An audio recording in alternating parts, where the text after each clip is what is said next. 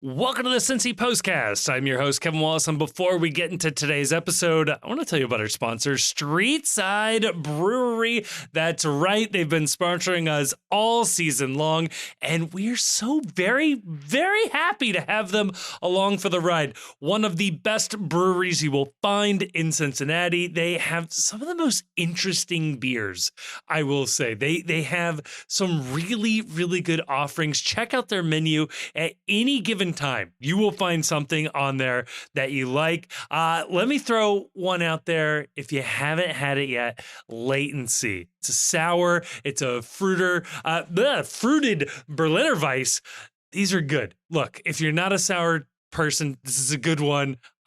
Trust me, you cannot go wrong. But they have all sorts of beers, from the dark and heavy ones to the light and easy drinkers. It's a really, really good time over at their tap room. Not to mention, they have any number of events these days, including this week, live music Saturday and Sunday. On Wednesday, Link and Lou pop-up permanent jewelry.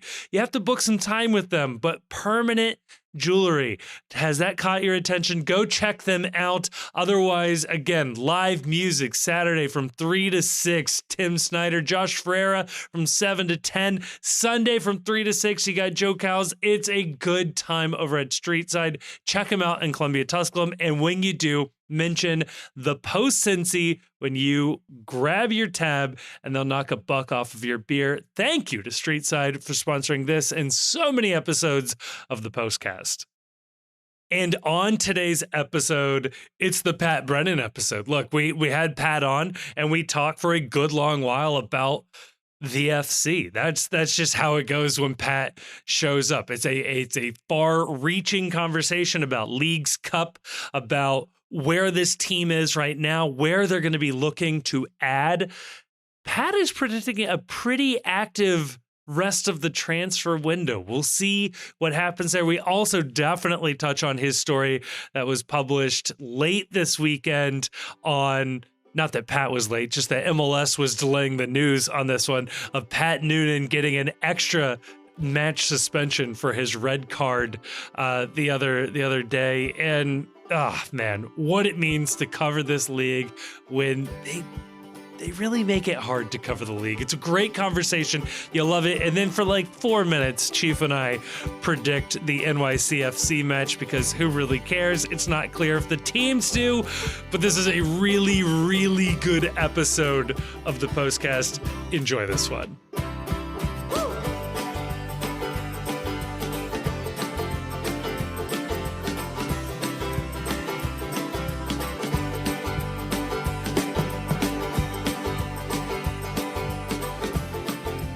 Joining me to talk about all of that and more, we're joined by the Chief. We're not joined by Grayson as he gallivants about Eastern Europe, but we are joined by the one and only Pat Brennan from the Cincinnati Enquirer. Pat, how you doing this evening? Guys, I'm doing really well. Thank you for having me back on. And let me just say about Grayson that I'm sorry that I'm missing him. Or he's missing me, really. That's accurate. That's the correct way. He's in Eastern Europe again. Wasn't he there earlier this year? I believe Mrs. Grayson has a significant portion of her family from that region. I did. Yeah, so he is. I believe he's visiting in-laws, is I think what it is. So temper whatever thoughts you have about what kind of experience Grayson is having with the idea that, you know, most people don't like seeing their in-laws anytime, right. But then having to get on a transatlantic flight to then go see your in-laws. Yeah. I don't know. Maybe they're lovely people. Maybe everything is hunky-dory. But maybe they're lovely people. They're probably lovely people. They're probably lovely people, yeah. Well, I think the surest sign that his wife is a very, very nice person is that he's gone out of his way to not introduce Kevin and I to her. Yeah. So he is. Is that true? He is not going to subject her to having to deal with our nonsense. You've met her. Surely you've met her. I think I've seen one picture of her, let alone anything else. Wow. I know she's real. I met her. Wow. 2022 on a harrowing night to be in Over the Rhine. Oh, man. What happened? It was This is all right. Well, we'll cut that. We'll cut that. Just move on. Kevin, make a note. After a brutal loss by the FC. Yeah, no, we've all been there. We've all been there. Yeah, no, the harrowing nights. Columbus Crew. No, not even that. It was the night of the mass shooting. Oh, okay. Pinnacles. Oh, okay. Yeah. Jeezel. Yeah, that is a harrowing night. That footage is terrifying. Can we fucking restart this? I fucking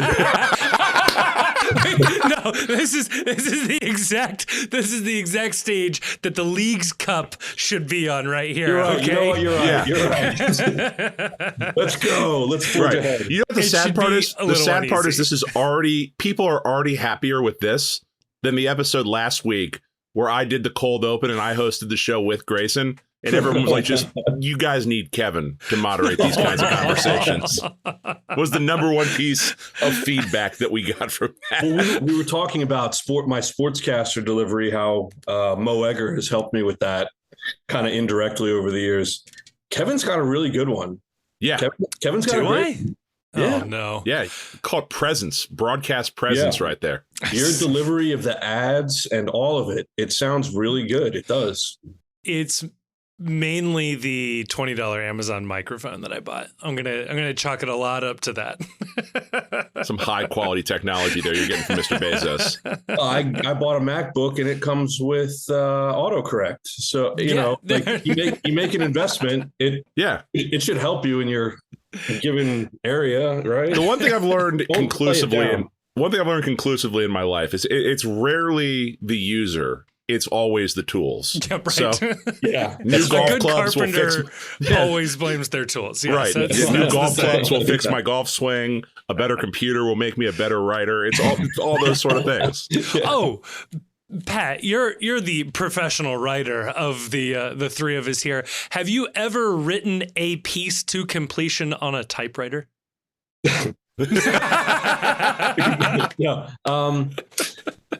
No. Okay. I would have been. I remember there was a typewriter floating around in my house when I was in like first or second grade. I enjoyed playing with it. Actually, some of my best work may have been produced on that. Now that I say it like that, hammering away, watching the keys fly. Yeah. Monkeys writing Shakespeare, obviously. Just given how my education played out over the years and my general, real life experience, that was probably the best work of my career in second grade. And it's all been, crap ever since. I think the computer has ruined society to a certain extent because there's without getting too deep and revealing any identities, there is someone that I work with who we'll say is a more seasoned employee in the profession who does not know how to type or use a computer and just handwrites everything and gives it to someone else to type. And I find that to be such a tremendous power move that I will never be able to pull off. Yeah. Because, the expectation will always be, you know how to type your own stuff. You've got a computer, do it yourself. But the idea of just like handwriting something, and sometimes he'll cut and paste sentences that he wants to include from other sources and physically tape them to the legal pad he's writing on, and then just handing that to somebody else and saying, do my work for me. That's so Mad Men. And we were deprived that, our generation. Absolutely. That's really only doing about 40% of the work. But it's like it's a weird thing where you're doing 40% of the work and then giving someone else 100% of the work. So somehow combined, you are doing 140% of the effort to produce 100% of the product. I like that, especially if you're a terrible speller, because then you're putting a lot of burden on your typist in this situation to like really understand what you were trying to say. I asked his typist. I was like, so does he draw red squiggly lines under things that he may have misspelled just for you to look them up and figure out if it's right or not? That's a good call. Her response was that he doesn't use words, so he has no idea what the red squiggly lines mean. I was like, that would really be telling on yourself if you claimed you can't use a computer, but you still knew how to do the red squigglies for when something is misspelled. Yeah. Well, Pat, Like you, I also have a typewriter in my house that my kids enjoy smashing away on, and I have to sort of untangle the keys as they were smashed together and stuck together. Yes, the tangling of the keys. That's right. Once they strike the thing. Yeah. Folks don't know this. I don't know. Maybe this is super common knowledge. The QWERTY keyboard layout was to keep commonly used keys away from each other to avoid that exact situation, to keep all of your letters from smashing at the same spot and jamming up your typewriter. So. Yeah. It's also a fun fact as to why your phone is an inverted layout from what a calculator would be. Is because when they originally invented the touch tone phone, they didn't want people who were proficient at calculators to dial too quickly to stop the keys from like registering with the phone company when they hit the tones. Oh my God. I love that. Wow. Yeah, you're not getting these kind of fun facts on other soccer podcasts. This is why you get Pat Brennan on the postcast, folks. Right. We've had Pat Brennan on for almost 10 minutes already, and we've had no actual soccer content yet. I think that's great by our standards. Pat, how does this Leagues Cup break find you? Yeah. Actually, your viewers won't be able to see this, but I became this week the proud owner of a Leagues Cup match ball. Whoa. Wow. Yeah. Hell yeah. I'm really committed to the bit. I love this tournament. I'm just kidding. I don't actually. But it's, the break has been, I would say, compared to last year's Leagues Cup, this has been pretty suboptimal so far. We're recording on the eve of the NYCFC match, the big Group East 1 closeout match. Whoa. The nearest thing to a dead rubber game you could have maybe it's in FC Cincinnati's history. I mean, we started out a couple of years where they were all dead rubber games. Yeah. But it's, I think, look, I'm having a fine break. Things seem to be going relatively well for the team. Pat Noonan today at his press conference in Milford talked about resting, using this as a kind of an opportunity to rest guys who really need it. You're just managing workloads is more kind of the vein that he was speaking in. But,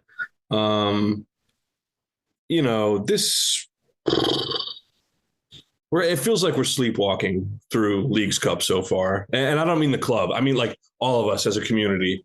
Querétaro was just like a non-starter of kind of, I mean, they're in last place. That's not over the split season they play in Mexico. That was not where they trended towards in the standings. Both, I think they finished 10th in the Apertura and 14th out of 18 in the Clausura. So you're talking like mid-table-ish for the most part. But right now they're in last place. So, and I know it's so early in their season, but like it just didn't move the meter. It really didn't feel like there was any excitement at all for that game.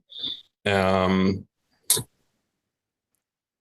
now we're going into a New York City FC game that also doesn't feel like the stakes are not the highest we've seen. I think it's probably fair to say. So the break is fine. The team is fine-ish. And I'm hoping this is like last year's Open Cup where one morning here in the next, 10 days, FC Cincinnati is going to wake up having arrived in the quarterfinal round of this competition. Maybe Lucho will be a little bit healthier. Maybe DeAndre Yedlin will be a little bit healthier. Maybe some other things have happened.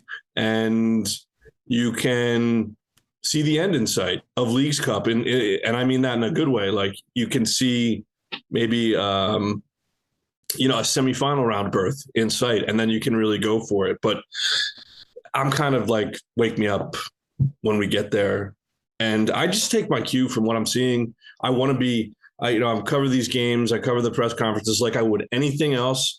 But it's just, I can feel the fan base is not super engaged right now. Yeah. Just Yeah. wake us all up when we get to, let me know when it's time to go. To care.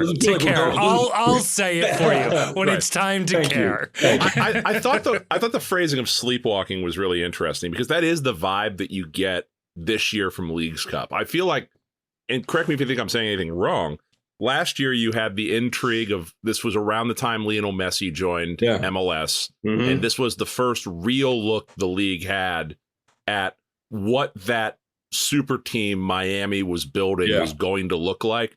They end up winning Leagues Cup last year. This year, he's been in the league for a year. He's out of the tournament entirely because of the injury he suffered in the Copa. And there's just this vibe that now you're sort of seeing what this tournament is without that last year. Yeah. And what you're kind of left with is the matchups between MLS teams are matchups you already see multiple times per year. So it's hard to get fired up about that, especially with the East and West splits. You're not even getting some East-West matchups that are otherwise unique.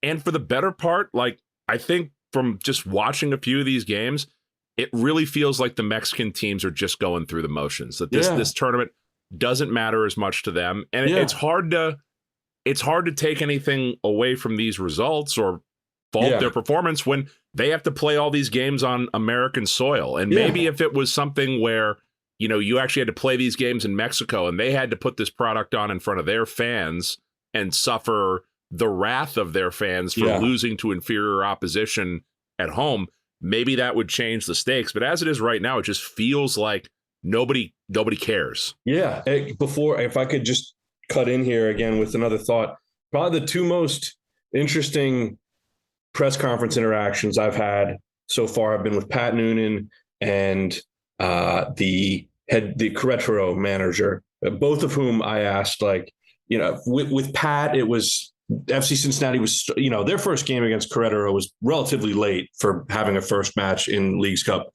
And I said, at that point, there was already a body of work that indicated the Mexican teams were, maybe not surprisingly, trending down. I think one had won at that point, and it was Atlas. And I asked Pat, do you worry about the sustainability of Pat Noonan? Do you worry about the sustainability of this competition? And, kind of what do you think would be needed here to kind of spice this up? And isn't competitive showings from Liga MX totally relevant and important to the sustainability of the overall product here?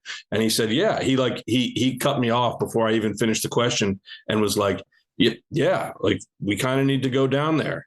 We go down there and play in Mexico, he meant, is what he was signaling. And then I asked the Querétaro manager on Thursday night, do you feel like Liga MX clubs are at a significant disadvantage in this tournament? And do you need to host matches for this to work in the way it's set up right now? And he was like, we hope we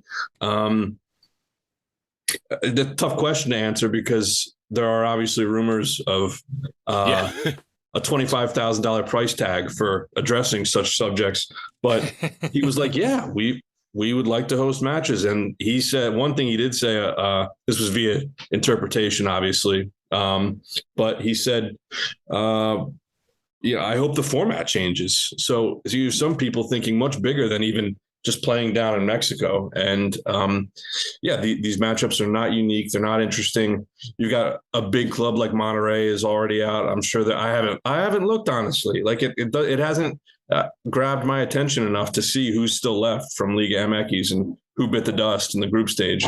And it's just, well, to the it's format, it says something about Lionel Messi. What is his contract for? 3 years?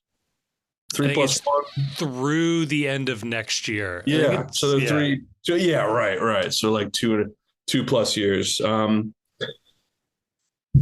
You're getting a look, kind of going off something Chief said. You're getting a look at maybe what this looks like long term in its current setup, and it's not so appetizing. People are really defensive about that, and I feel like I'm breaking a rule by even saying that, but that's kind of where we're at. I mean, look at the setup that we have right now. You have a format where now there is a match that these two teams that are going to contest, NYCFC and FC Cincinnati, that is for all intents and purposes meaningless. Yeah.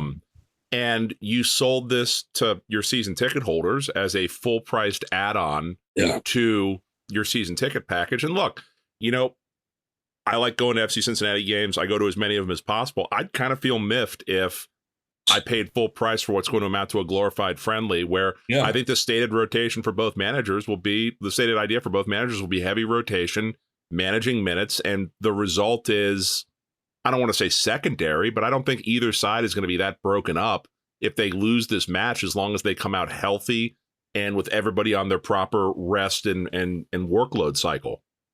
And so if that's your format, then that tells me there's a problem with your format, that this is allowed to happen. Yeah. The location is obviously a concern and one that people have jumped out. But I also think, the three team group is terrible.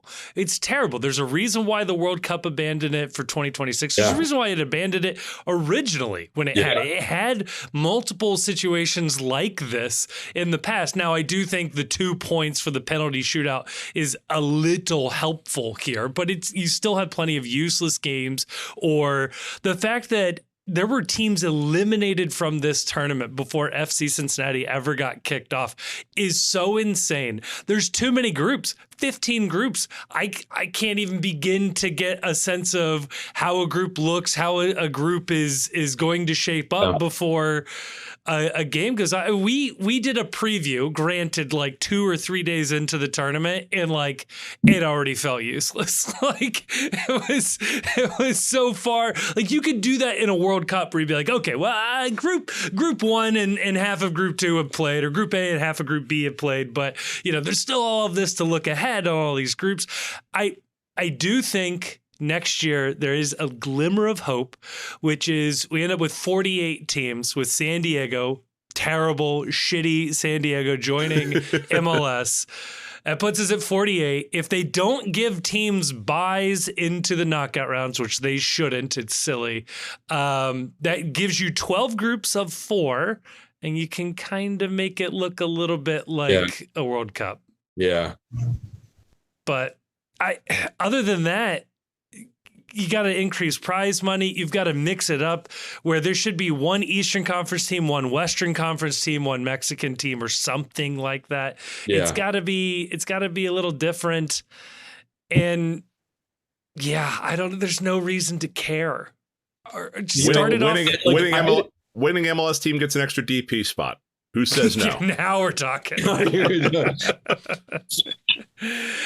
might be too much. You'll have general managers and head coaches and technical directors out on the field brawling after. Good. Get someone talking about this league. Maybe. I made a joke about the rumors of fines from the leagues. Right. In the circumstance of like public criticism. I don't know if that's true or not. Usually I tend to think where there's smoke, there's fire with these things. But, if that is the case, and maybe it's been reported somewhere that it is, but I think you're looking at the situation in the wrong light.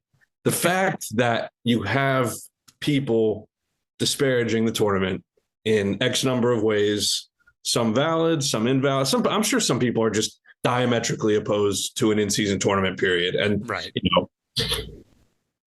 I don't know. If you're going to get rid of the U.S. Open Cup, it makes sense to have something, even though I think everyone here on this call would prefer it to be the U.S. Open Cup. Yeah.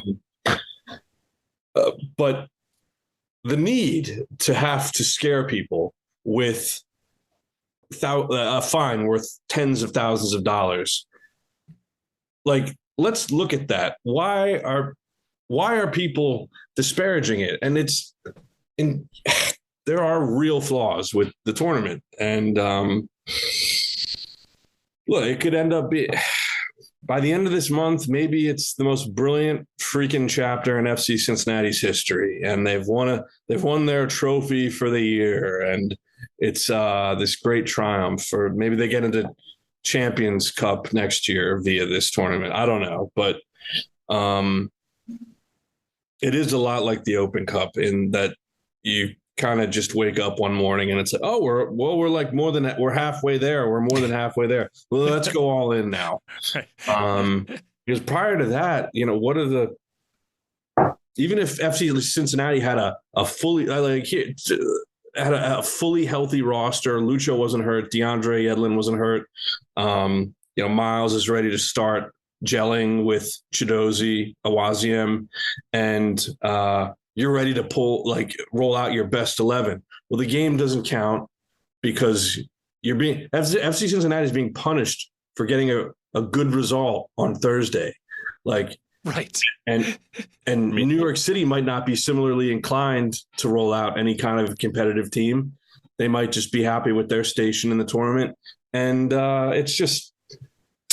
it's a mess, man. It's really a mess, especially for FC Cincinnati. Last year, the Chivas match was a standalone moment in that season. Yep. When you think of the moments last year, probably wasn't top 5, definitely wasn't top 5. Maybe it wasn't top 10, but it was memorable. Cool stuff happened. It's a huge club. And there aren't enough huge clubs in any country to go around, to give everyone a great marquee home match in Leagues Cup. But the drop off from Los Cuatros Grande, the Big Four in Mexico, to Querétaro is like, what the hell? Right, I mean, really. Right. And that's not to disparage the effort that FC Cincinnati put into winning the other night. It's not to disparage the efforts that go into the NYCFC match tomorrow night. And, all these people, Dan McNally, these people do a great job, on the fan experience. I'm not disparaging any of that, okay? People from the club who are listening to this, I'm not disparaging you. This is out of your hands. Jeff Burton gave me a statement in the spring saying, we want to be able to choose what tournaments we play in and don't play in, right? When the U.S. Open Cup thing was going down. This is not about FC Cincinnati. Anything the team has done wrong. And they're doing their best to sell this thing. But it's hard to sell because it's so deeply flawed. And it's funny that you bring up the U.S. Open Cup because the rumor going into the year was that, or not even the rumor, what the MLS had stated goal was to play the two teams and enter the FCC2 team into Open Cup. We may functionally end up with FCC2 playing in Leagues Cup tomorrow night as everyone gets rotated and gets their rest. So we took the long path here, but here we find ourselves in a game where we're selectively caring about the results playing our two team. Hey, I've heard something like that before. Yeah, Pat, I mean, it's such a good point about the disparity that you find in Mexico and, for that matter, basically any other soccer league outside of MLS, using transfer market as a sort of proxy for quality of team, which I think is a generally a fair value or a fair assessment tool in using large numbers, right? Like a team worth £100 million versus a team worth £10 million, you'd expect the £100 million team to be better. Querétaro is by far the worst team, as in the lowest valued team in Liga MX, at being valued total squad value at just a hair over 20 million euros. That would be well below the worst team in MLS. You're looking at a sub MLS quality opponent being touted as a marquee event. So FC Cincinnati had to sell that. They drew the announced attendance. They moved almost 25,000 tickets. It was just short of a sellout. I think they were about 1,000 off, maybe. Yeah, that's incredible. I don't even care if the numbers are juiced there. That the turnout was good to the naked eye. It started out because it looked sparse when the game kicked off. Were you guys there? Yeah. Okay. I was not there, but also you had the storms, looming storms. A lot of folks weren't even sure the game was going to go on, right? Yeah, a lot of people held up their run coming down to the stadium and coming into the city because they just didn't know scar tissue from the Chivas game last year. Right? The only bad part of it was the weather delay. But like Cincinnati, I don't know what you do there. If this tournament is totally contrived and like just if so much about it feels inorganic, so why not give Cincinnati like a decent matchup in the group stage? Like if you're controlling every like so many other aspects about it, give the big clubs a big opponent, at least one, Right. Because Querétaro in so many ways, and their manager stood in there and took the heat at one point. I had someone interpret some of the questions he was getting from Mexican media members via Zoom. And he was I didn't know it in real time because the conversation is happening in a language I largely don't understand. He was getting crushed. That poor guy was getting crushed. Just it was rough, I'm told. But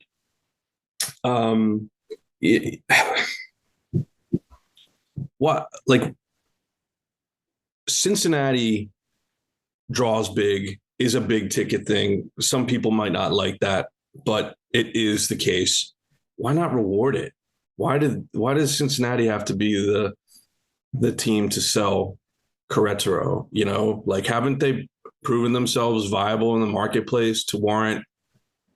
And again, you control everything about the tournament. So would it matter if you handpicked the groups and placed FC Cincinnati and one of the big four in Mexico together? I guess it's sort of like it turns on this idea of whether or not they want this tournament to be an exhibition of soccer in North America, right, where it shows off and lets clubs test themselves against other similarly ambitious or similarly leveled clubs, or whether they want this to be an actual competition people take seriously.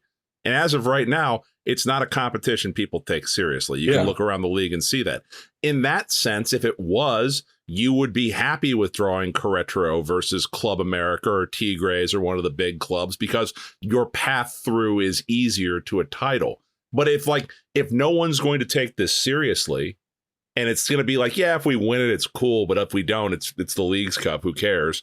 Then do the matchups based on what generates the most intrigue. What will be the best game you can make the free game of the night on Apple TV to try and lure someone in to subscribing to watch this league for the remainder of the season. And right now what they're getting is the worst of all worlds. It's a tournament where no one really cares and the matchups really aren't all that compelling. So you just got to figure out one way or the other which way it's going to be. And I don't know. It's just I don't have a lot of faith in this league, to be honest, for them to make that decision, because it feels like with this league, inertia is the strongest force in the universe, where we're just going to keep doing what we do because we've always done it. And that's a lot easier than changing. And if I could just add, I think a bigger problem over top of all of this is probably serving some of these.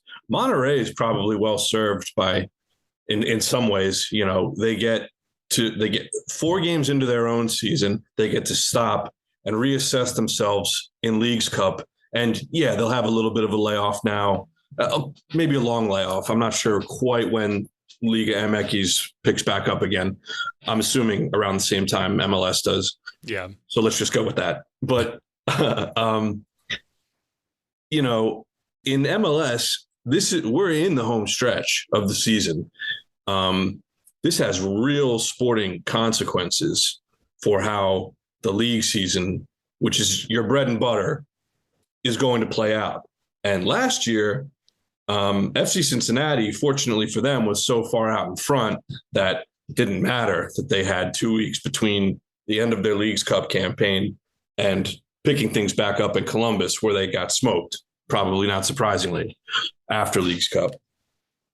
But there's a real race for the Shield this year, which has real implications. I don't want to get into the Matt Miazga, is the Shield better than MLS Cup? But let's not go there. Yeah. Let's just all agree that the Shield is a trophy, one that is worth winning and carries with it significant incentive, which I think everyone could agree, unless you're a complete contrarian. Like, we've seen the damage. There's an example. It's not a huge body of work. It's one example, but FC Cincinnati, I've told you guys this, I've written this, they were never the same after Leagues Cup last year. And I know, onboarding Aaron Bupenza was a months-long thing that, like, it just, maybe that was a bigger factor. I don't care. I think that Leagues Cup irrevocably changed the trajectory of FC Cincinnati's season. And we saw that play out into the playoffs. They were never the same. They scored less. They won less. It's in the numbers. Okay. Yeah. And when you have what Chief just described, which is all of the things that you just said, when that is the thing interrupting the stretch run of the season, not the formative early stages, but the stretch run, like this, just the sporting implications of that are so huge. It's almost like, I don't mean to blow it out of the water and just complain for the sake of complaining, but I don't think we are. This is a really big deal. And we're dealing with year 2 of this now. And it's like the year 1, it's like 1 year is interesting. A second year will be a trend. And I think that the first year, like you said, these players, they're all athletes, every athlete I've ever interacted with, from high school to pro, and I've known people at all levels of that in between, they're creatures of habit. And they do the same thing repeatedly. They do the same routines repeatedly. And the one thing that will just absolutely give an athlete nightmares is breaking the routine. And what the Leagues Cup does in the middle of your season is break the routine. They're matches where you're not playing to the same intensity level. You're not playing at the same cadence or the same frequency. You've got a match coming up tomorrow where the goal will be to get your work in. And if we win along the way, we win along the way. That's a break in the routine. If you get dumped out of this tournament, it's 2 weeks without a match to like sort of prepare for and train for and have that energy cycle up, down between matches and match weeks. You're breaking routines. And I think what we saw last year is they broke the routine for this FC Cincinnati team, and it wasn't the same. And I think it was true around the league. There were a bunch of teams where it broke the routine, and certain teams dealt with that better than others. Columbus, they needed to break their routine. Yeah, right. And what St. Louis is one that stumbled after Leagues Cup as well. Throw them out there. Yeah.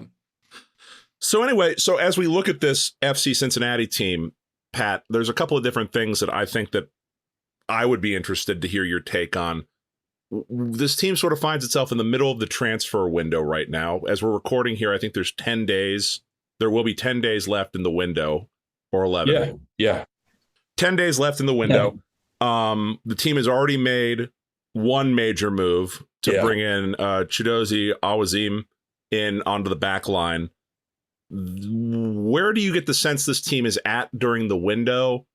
It feels incredibly quiet for a team that has, I believe, at least one open senior roster spot because of the Nick Haglund season-ending injury. 2 open U22 spots by virtue of the MLS rule change, and the worst kept secret on the planet that they want to cycle Aaron Bupenza out and change over the DP spot. That's, by my count, and I'm terrible at math, 3 very high leverage salary spots and an additional senior roster spot open. Yeah. Yet there's just not a lot out there about what FC Cincinnati's up to. What kind of sense do you get about it? Well, I'm glad you prompted me that way, truly, because I can use that prompt to remind you and others, because your observations are all correct and fair. Matt Miazga, when FC Cincinnati brought him in 2022, not only did that happen on, I think, the final day of the window, but if I'm not mistaken, that happened within like hours of the deadline. Yeah. I might be wrong about the hours part, but it took a while to get that done. I've heard it suggested that maybe Chris Albright benefited from the time crunch. I don't know that to be a fact. I have heard that. suggested. I just want to be clear on that point. But I think there is evidence to suggest that a lack of movement so far does not necessarily mean no movement to come. Now, that being said, 4 days ago, I was saying there's 2 weeks left. Give it time. I quote tweeted someone and said that. I'm sorry if you're out there, because now it's 10 days. I'm running out of days to make that point. But I think, look, the point I'm making is you've seen Chris Albright stretch the window all the way to the last day in the past. With Kevin Kelsey too coming in the initial transfer window, that came together very late after it's dead, it's not dead, it's dead, it's not dead. Yeah, and then finally came together right at the close of the window, if I recall. Yeah. So, I don't want to rule anything out, and I think I know not everyone agrees with this, but I think Chris Albright has earned the benefit of the doubt in this area. They know what the team's needs are. I'm completely confident they're working to address them. And the other thing I would say, you're right. You have a deficit of personnel just on sheer numbers. You spoke about the available slots and all that. The biggest thing, unquestionably, I think, just based on recent developments, and those developments being Matt Miazga's and Nick Hagglund's season-ending injuries, your biggest need, unquestionably, in this window was center back. Not just a body, but like a good one. Yeah. And if the window were closing in 5 minutes, you could say that FC Cincinnati successfully addressed its biggest need. I get that there's still a personnel shortage there, and you can extrapolate out that, like, yeah, if the window were closing in 5 minutes, they would have missed some opportunities to get some guys in the door, maybe onboard them and let them gel during League Cup. I get it. But they've addressed the biggest need, which was center back. And you know that the team, the attack, the midfield and the forward players, I mean to say, they can score. Sure, this team could be scoring more if they had fresh DP9 playing up top, player X. But just as a thought exercise, if none of that came to be, the team would have improved in this window. Not as much as it could have, but it would have improved from where it left off, which was admittedly, pretty sorry state the last few days of prior to Leagues Cup. I will give you that. But 10 days is a lot of time for Chris Albright. Let's see what happens. I don't have an expectation that they're done yet. And I think we will see more. So on that note, 10 days left in the window, all these spots available. To sort of, not to put you on the spot, but if we're looking and you're looking in your crystal ball 10 days from now when the window closes, what do you think is most likely the needs that this team will address? Not supposedly specific players, obviously, but where do you see them going with these open spots? And do you think they actually successfully move Aaron Bupenza and bring somebody in on that designated player spot? Great question. I think they do. I think they do both of those things. And I think it's just because the die is cast with Aaron's situation. You don't, if obviously Laurel Failer had a report today about Aaron. So, you throw that in the mixer and maybe that changes your perspective on this. But like, Aaron, the die is cast with Aaron. I don't think you need to, wait until, obviously you don't need to wait. They have wanted to move him. It can happen this window. There are cheaper ways to do that. And there's a really expensive way to do that. So, and obviously one thing has to happen before the other can. You cannot have the new DP9 until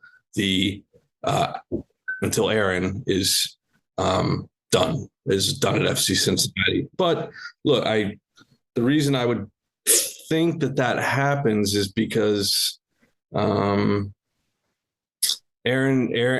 just as a player, Aaron is a known commodity at this point. And then there have been, problems off the field, kind of independent of whatever you think of the story that broke today. And I never sensed that there was an appetite to have Aaron here beyond the summer window.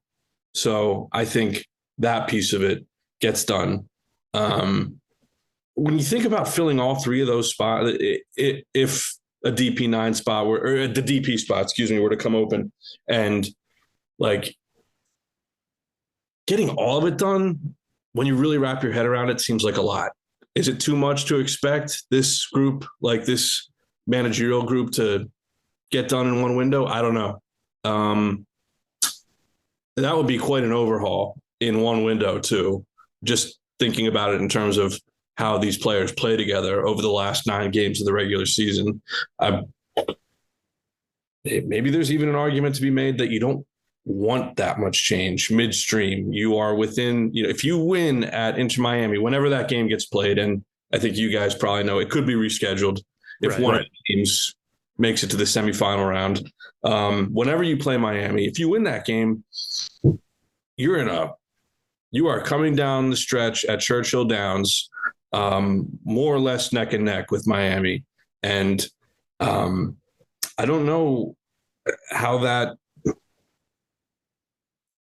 4 new players is a lot. Like 4 high impact, high leverage players in one window, in one team, feels like a lot. So yeah, I don't know. That's kind of my read on the situation before I start hemming and hawing. Yeah, I think it's interesting in particular. What has made me think that they were going to try to bring in more players is the fact that they have almost gone out of their way not to call up FCC2 players to contribute to this team. That a makeshift back line of whichever wing back they can throw at center back is better for them than Joey Apunonu. Or, we're desperate for a DP striker, but Kenji Bomadem and Stefan Sharilla can't make the bench on a team that needs a striker. I think if the team, if Albright's move was, hey, we're good, this is as good as it gets, my suspicion is these guys would have been getting at least some spots on the bench. I mean, I think it was at New York Red Bulls. They brought up a goalkeeper to make up numbers. Sharilla couldn't make up numbers, or Dem couldn't make up numbers. Yep. What do you make of that? In FCC2, unlike previous years, is very good. Maybe the best next pro team right now. Yeah. They beat Philly at Philly to take the top, or maybe I think they were already in first place. Or to hold on to first place. They're in first place now, having beaten Philly at Philly. They've been very impressive. I think, I saw Stefan Sharilla. I got down on the field at the MLS Next All-Star game at Old Crew Stadium. Yeah. Last week at the MLS, or 2 weeks ago now, at the MLS All-Star game festivities up in Columbus. And I know it's an all-star game, but, I was right there to see Stefan Sharilla score the goal. He's a great prospect. He is on part of a first team deal, so he will be in the setup eventually if everything continues on the right trajectory. I think there's still a big gap between MLS Next Pro and that was an MLS Next, just to draw the distinction. That was an MLS Next All-Star game. Right. He plays for the MLS Next Pro team. Yes. So, but even still, I think, there's a humongous gap between MLS Next and MLS proper.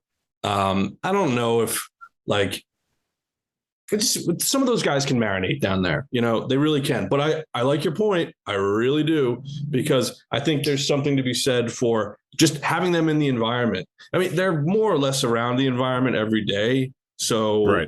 There are frequent cameos in training. But I think there's something to be said for having them even just warm up and wear a first team kit in front of the Bailey on a match night, even if they have no chance of getting in. I think that's valuable experience. And the more that you expose players to these things, the less likely, I think the easier the transition will be when you're actually ready to play them. They won't crap themselves when they walk out and there's 3,000 people. It's legit. It's only fair. But Kevin, look, you make a great point. I think that's, I hadn't thought about it that way. I buy it. I really do. Good. But I do think there's a gap. Yeah. And we have to be mindful of that. And as great as FC Cincinnati 2 has been this year, I don't think we should overlook that. So let's say we've addressed the striker issue. We talked about it. I mean, they haven't addressed it yet, obviously. We hope that does happen. The center back, we've brought in Chidozie on the back line. You think, and I tend to agree with you, that that's a lot of business to do for a window to bring in 2 more U22s and someone else on a senior roster spot to fill out Nick Hagland's role. So let's say that this team only brings in one more player, whether that's a senior roster spot player or a U22 player. Where do you think, as this lineup is right now, the greatest need exists for FC Cincinnati beyond that striker position? And I mean, you can say another backline player and I'd hear it, but beyond that striker DP9, where's the next spot? This feels like a loaded question. Where do you feel like it is? Well, so to be completely candid, I've been sort of, I don't want to say radicalized, but I've been brought around to the idea that really you could make the argument the greatest need on this team is not a 9, but it is someone else to play in the midfield so that Yuya Kubo can just be the striker up top. Yeah. No, because he's been that way. I know he's been very productive up there. Yes. But like they can't keep him there for more than a match or two because someone gets a card suspension or someone gets hurt, and all of a sudden he has to be the Obi replacement or the Lucho replacement or a wingback replacement, where he is serviceable at all of those positions to good sometimes. Yes. But I think where he has been the best this year has been up top and been with the job of get goal dangerous. And I think he's been not only good, I think he's been very good at that. They just don't have the depth to let him do it all the time. You make a strong argument. I'm sure if they could get a midfielder in, I'm sure they'd love to put him up there. There's one other thing, something about what you said made me think about this too. I'm paying attention to the volume and the caliber of player that has been getting injured for FC Cincinnati. It's, you've addressed one of, you're down the defender of the year from last year. I don't know if you can ever midstream. I don't know if there's really ever fully replacing that. And I happen to like Nick Hagland a lot as a player. And I think that under Pat Noonan, he's really been strong. Yeah. At most of the time. And I think that those are just 2 really, really big injuries. Now, Alec Can, not as much of a factor, but Can is out for the year. It's not for nothing. Roman is 1 play away from really needing Alec Can to be healthy, and he won't be there until next year. Lucho Acosta, I have for weeks looked at the size of his swollen ankles after matches. And I think I don't want to overlook how I'm concerned about him. I don't think there's anything. Pat Noonan said today to our faces that he's not concerned about anything long. It's something to the effect of he's not concerned about anything long term with Lucho. They're managing the workload. I completely trust that is the case. The guy played in the All-Star game for 45 minutes. Yeah. I think he'll be fine. But if you were to find yourself in a situation where you finally break the unbreakable player who never wants to come off the field, I worry about the quantity of injuries, the volume of injuries, and the quality of the players that are getting injured. And I think at some point, we're clearly not there, but I just worry about reaching that threshold where it's like, pull the plug on this season because you can only patch this together for so long. And it was a little bit patchwork to start, like as your starting point coming into this year.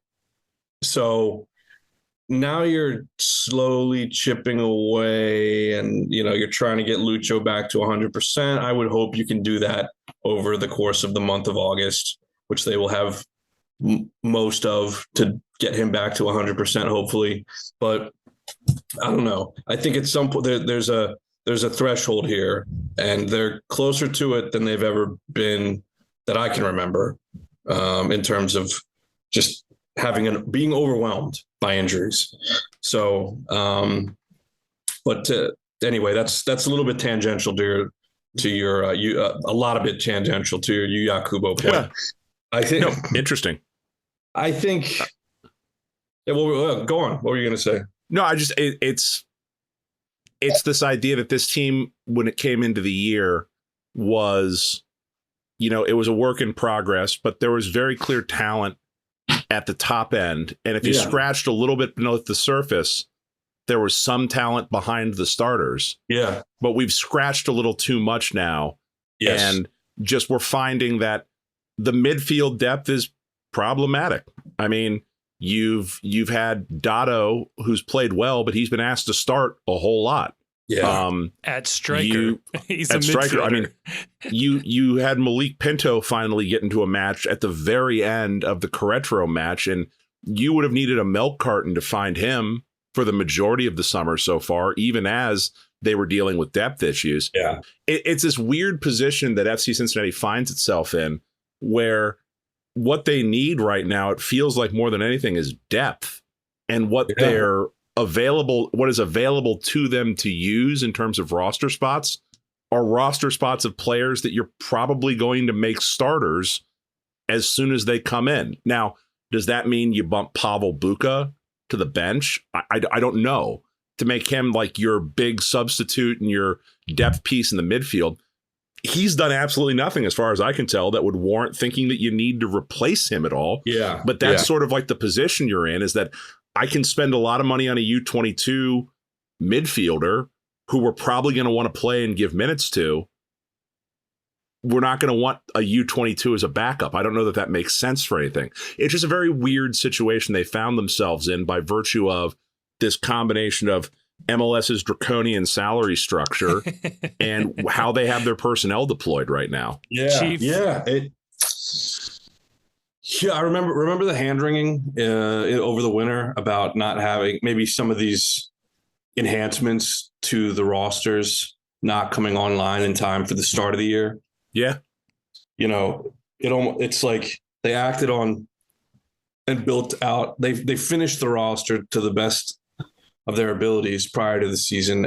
And it's like using the information they had. And now it's almost like there's a little bit of being punished for acting on that. And not, now they maybe it's harder. Maybe it's more difficult for them to utilize some of what they've been presented with midstream. And the other thing in this is that, like, going back to Lucho, you're in the middle of the peak of his career. Like, he is truly, talisman is a word that gets thrown around a lot in soccer, but he truly is like a magical force on the field. He is truly talismanic. And you so it's like I'm contradicting an earlier point that I made, but you cannot squander these years of his career. And then when you look at it, I mean, remember the Philly game, Lucho's winner at the end of the Philly game. It's just insane. He's pulling results out for you. Maybe you didn't figure. You guys know I didn't figure to have this team in the Supporters Shield race this year. Right. But they are there. Lucho's at the height of his powers. He's not getting any younger. And when you look at this team in the context of its championship window, then it's like, how do we sit on the sidelines and not fill deploy all of our resources, you know? Yep. So Chris Albright is way smarter than I will ever be. If you've ever been in a room with him, you know how just there's an aura around Chris Albright. He's a really interesting guy to be around. I don't envy the job that he's in. And honestly, he and everyone else back upstairs at MHTC, these guys are super smart. They have it figured out. If they ever had these conversations that we're having right now, they had them probably 18 to 24 months ago and anticipated everything that we're discussing. But I don't envy, I do. Yeah. I don't envy the job that he has over the next 10 days. Yeah. When you were talking about punting the season, the thought that I had, or do you reach a point with injuries where you think about, well, this can't be our year? Right. I had my dad at the match with me on against Querétaro, and we were having this conversation because Lucho wasn't on the field, that this team is so Lucho dependent that how this team goes, it just doesn't function when Lucho's not on the field. And the point I made was he's Tom Brady. Yeah. He's Peyton Manning. He's Patrick Mahomes. He is so important to what you are doing that there isn't a team in sports that could suffer him being off the floor. He's Michael Jordan. The Bulls were great in the 90s. You pull Michael Jordan off that team when he goes and plays baseball, they're nothing special. Yeah. Same group of guys win a title when he comes back. And that cuts to your point as well, is that when you have this generational type player who is putting together a resume that will rival anyone in the history of this league over a 24 to 36 month span, you can't ever take a window off. Yeah. It's malpractice. You have to, if there is anything you can do, you will kick any amount of financial obligation into the future. You will mortgage anything for the present, because the odds of you having another Lucho when he hits the back end of his career or moves on, it's just exponentially low, because it's a once in a generation type player. And you have to maximize every minute that he's here. And it devalues the investment, the significant investment you made when you re-signed him last year. Right. I remember Chris talking about when Lucho was extended. Chris Albright was talking about, how appreciative, and he was genuine. The commitment of ownership to go in and reward Lucho. Well, you're undermining that investment if you don't do everything else that you need to do around him. So there's the best return on Lucho is to stock the cupboard. And but I don't know what. Yeah, I'm glad I'm not ever going to be in Chris Albright's chair. Because I'm just sitting here. But look, they've got 9 games left. The object at this point, I think, because I don't feel great about going down, not to get too far ahead, I don't feel great about going down to Miami for this team. Right. Whenever they play that game. It'll be tough. I mean, you've got to win tough games to accomplish anything in this league. And they've been great on the road, so maybe I'll eat crow there. But suppose you lose that game. You're 8 points out with, I think, 8 to play. 8 points back in Miami with 8 to play. Now your focus shifts to, or Pat Noonan would say, your focus only shifts to the next game and trying to win it.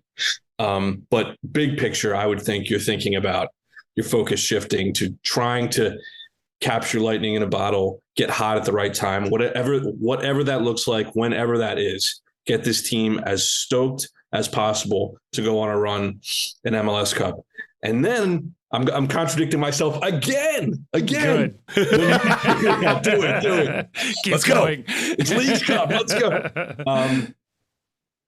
When you think about getting any team hot at the right time, does that happen if they add 4 players this window? Because that's so many. That's more than a third of the team. How many did Columbus add last year at the window? That's true. 3. At least 3. God, we could do this till midnight. Impact players too. We could literally do this till midnight. I mean, you add those you're right. 4. I don't envy Albright because these are really, really tough decisions to make. Look, even if you only get 3 of them, right? Only 3 massive investments. 3 marquee signings. Yeah, get ownership to buy out Bupenza and bring in Paulo Dybala, of course. $30 million later. Yeah, we all see this coming. Leagues Cup, though, does give you the opportunity to get these guys bed in and, get 45 minutes out there or whatever at a time when it doesn't, quote unquote, count, right? So in some ways, advancing in this tournament becomes important if the window is going to be ambitious. If the window is not going to be ambitious and the idea is, hey, we have a core group of guys that can win enough in the tournament to win MLS Cup, and maybe we bleed in some young guys along the way, then so be it. Then actually getting out of Leagues Cup is maybe more important, because then the health of Lucho and Yedlin, et cetera, is more important. Yeah. Or to answer your question, Chief, the most important position might be replacing Gary Walker. As a lot has gone to hell since he's left. Hey, Chief, I want to make you feel good because that's part of my role when I come on this show. Because Grayson won't do it ever, so please, by all means. I am optimistic for the rest of the window for FC Cincinnati, and this is why. Other teams are loading up. LAFC very much in the race for the Shield, adding Olivier Giroud. Other clubs are going to make moves. FC Cincinnati knows it has to be ambitious. It wants to be ambitious. When have they ever not been? There's hand wringing right now. People want to see a move. I get it. You want the instant gratification. Let's just wait and see. FC Cincinnati knows they're in a Shield race.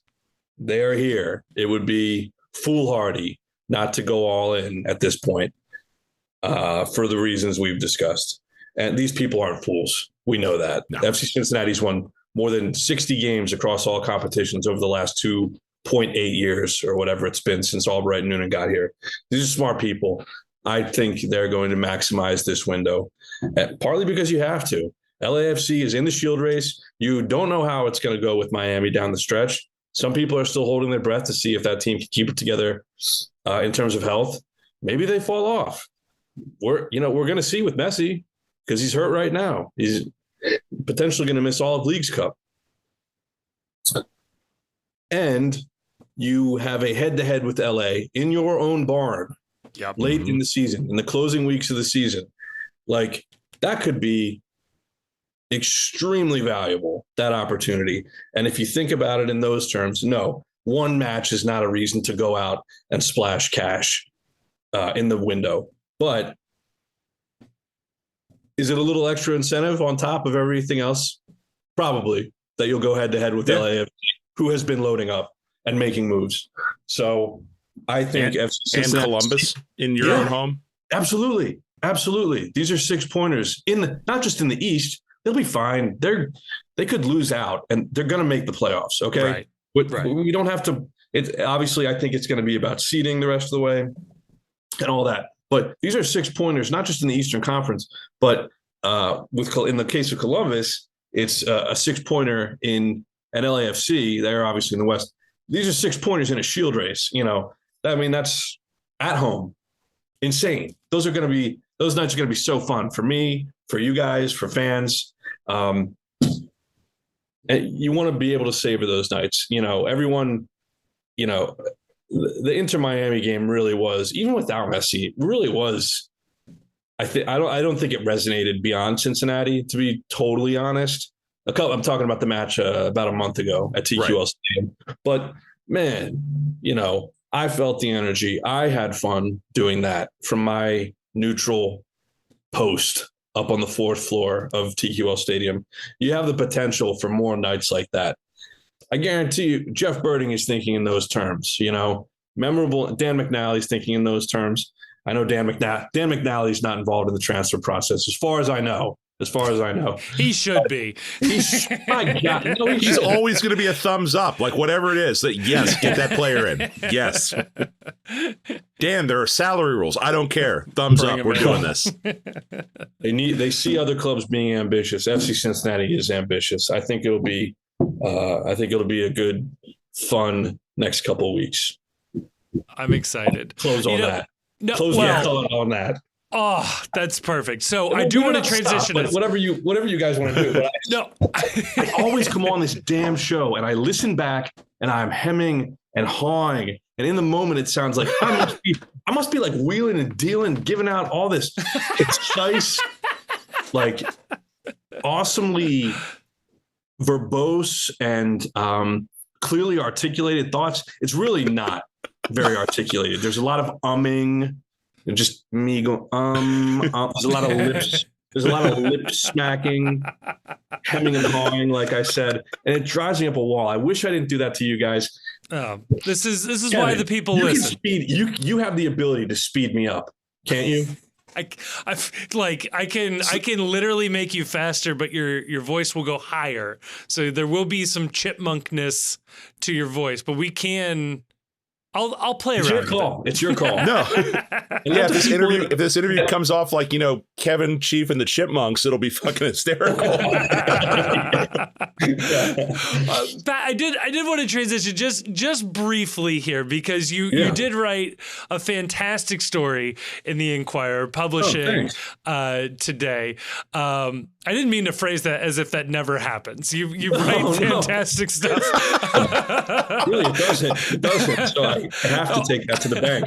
Oh, I loved this one though. I mean, we were talking about this with Leagues Cup, where it's this sort of tussle between, is it an exhibition or is this a sporting, competition? How serious should we take it? And I have these same thoughts occasionally when it comes to Major League Soccer generally, when decisions like Pat Noonan gets a random suspension extension at 4:30 p.m. on a Friday from the league on his birthday. Yes, on his birthday for reasons that are not exactly clear or articulated clearly to me as a fan. I'm glad we're going to have this conversation. Yeah. So I obviously as a fan I'm upset and annoyed by it, and I'm also not entirely clear like what exactly is being punished by having a coach not on the sidelines. Like he's still clearly picking the lineup and communicating to his staff. To my surprise, I didn't know this. The only match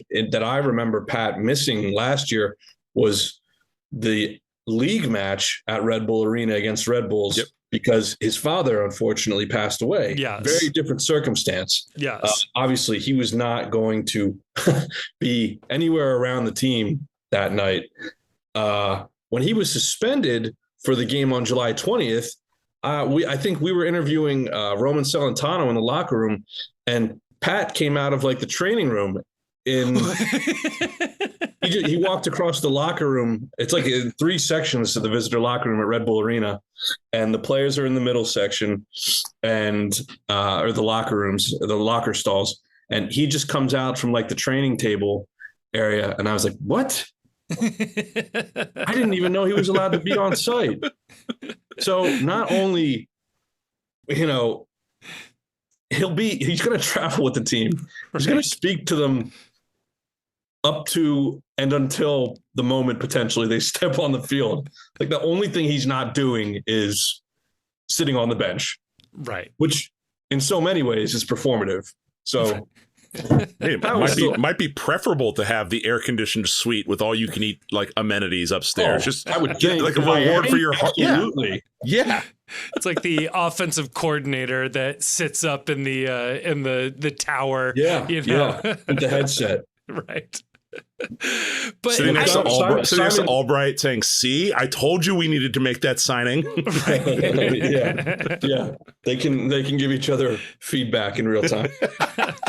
But you know, as a media member who covers this league, how do you interpret the league's opaqueness when it comes to the suspension of the reigning coach of the year? I can't deduct points for MLS officials not being certain or not knowing about Pat Noonan's birthday. Yeah, that's fair. Can't knock him for that. You know, these people are not all knowing. Looking at the league, and less so the club level, there was a Friday evening news dump nature to the rollout of this, which is not insignificant. And I know everyone knows the significance of the next league match, which is the one FC Cincinnati Pat will have to miss. And obviously we've discussed the circumstances, which are plausible, where the match could be rescheduled. Yep. But I'm going to say that more likely than not, FC Cincinnati, I would think, plays Miami on August 24th. And that match is made more difficult. You know, sure, Pat's going to travel with the team, I would assume. And yeah, we were just joking about that. But it is complicating, you know, the most important game of the season up to this point for FC Cincinnati.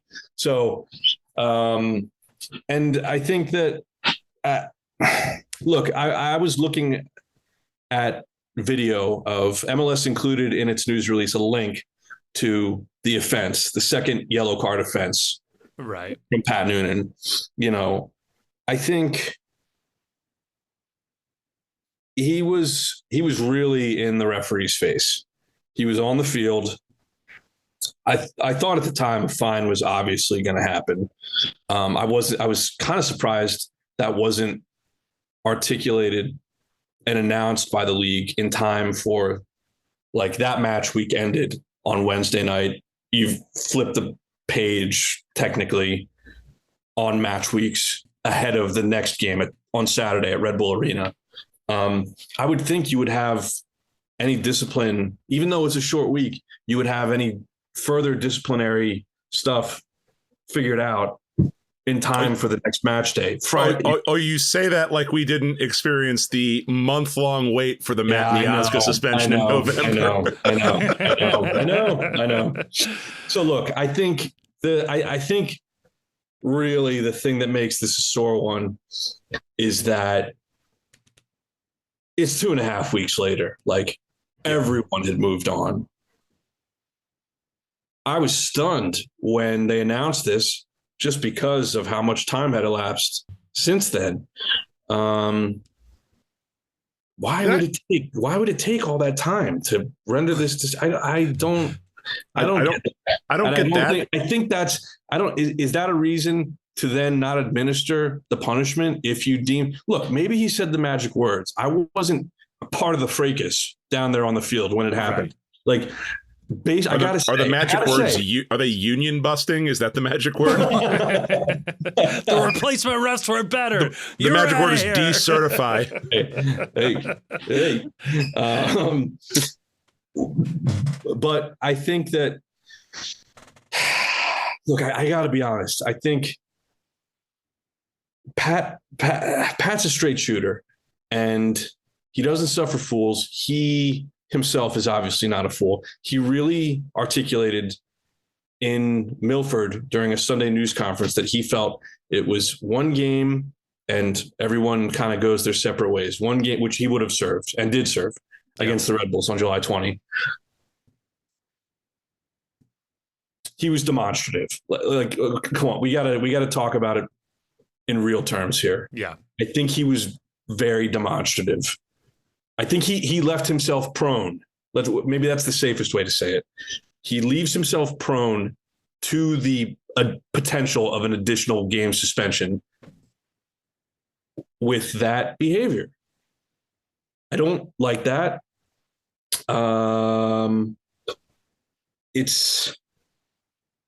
think if you're like, and he discussed at length, the lack of transparency in these issues. And he said today that it's not an FC Cincinnati issue, or it's not Pat Noonan's issue.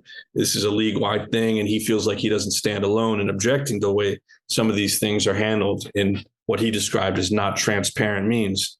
But fine. Okay.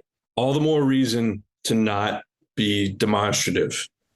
Now, in fairness to Pat, he felt like he really needed to defend his players there. He really felt like the refereeing had been so egregious that he had to stick his neck out there and make his point, get his money's worth, and protect his guys. Yeah. So that's what he felt like he was doing.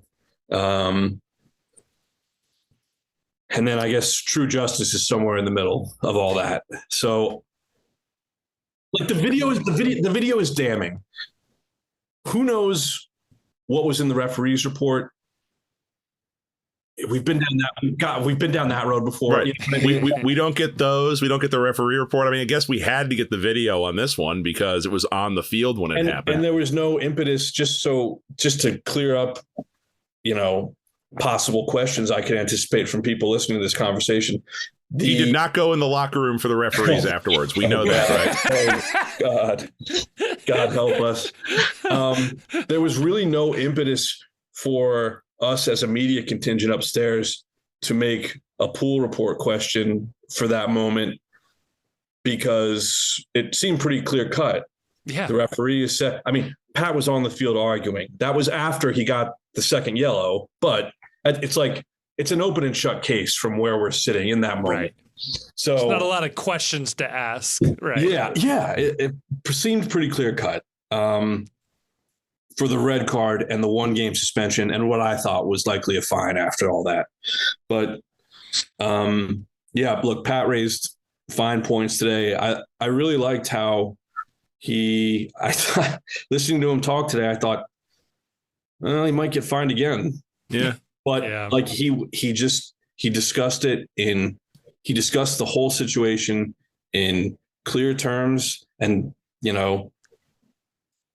kind of sad if that gets him fined too. But he did kind of dissent on this secondary round of punishment for the same incident. So maybe that's in the cards for him. Maybe it's not. I don't know. But it was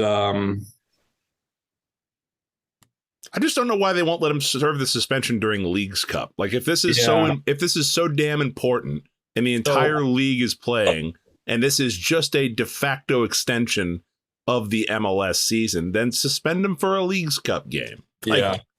Is it the timing? Is it that they took too long and Leagues Cup got started, and so suspending him for NYCFC, we all know the game is pointless now, so that's dumb. And so, like, they just waited too long. Is that work?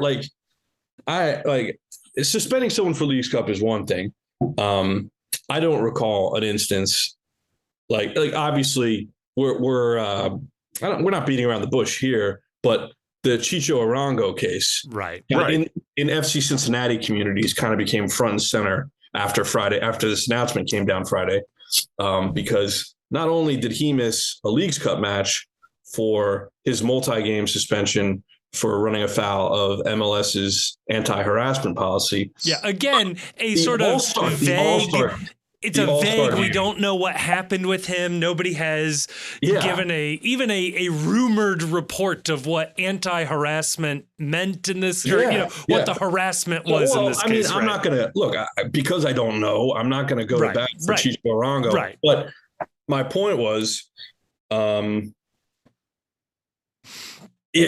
serving a suspension during the All-Star game, that sounds like a vacation. Like, some of these guys don't want to be there, Be great great if you could just pick a red card up before the All-Star game and get a free weekend off. Yeah. I'll deck a ref to not have to play in an exhibition game in Columbus. Miles Robinson had to pretend he was going to play against Chicago Fire anyway, just so his red card counted for that game. And I mean, yeah. So, and I think a really fair point that Pat made was that, people ask questions like this happens every time we're in a situation like this, regardless of the club that's involved. And it's a conversation and people are asking questions because, there's just probably not enough information out there. And that makes it tough. That's going to make it tough to get buy-in. You can do it however you want to do it if you're the league, but you're going to make it tougher to get people to buy in. And there's a legitimacy factor here that shouldn't be overlooked, and maybe is in this case, because this is not the same as losing a player for an extra game. Like I said, I think Pat will be able to have sufficient influence on whichever match ends up being the one that he misses. But do you think Apple, because of their deal with MLS, monitors all communications during the match to prevent him from texting Dom Kinnear on his Apple Watch in order to make substitutions? He's texting him, Pinto, now. You gotta get on like Telegram or WhatsApp or something that's like secure that Apple can't see. Signal, right. Yeah. Right. Yeah, it's like once you step on the TQL Stadium premises, you cross a bound, you trip an invisible tripwire, and you're on Apple's radar. All your device, every device on you, every Apple device on you is geofenced. Yeah. Yeah. So God. It's tough. I think I'm probably I guess I kind of stuck it to Pat there, didn't I?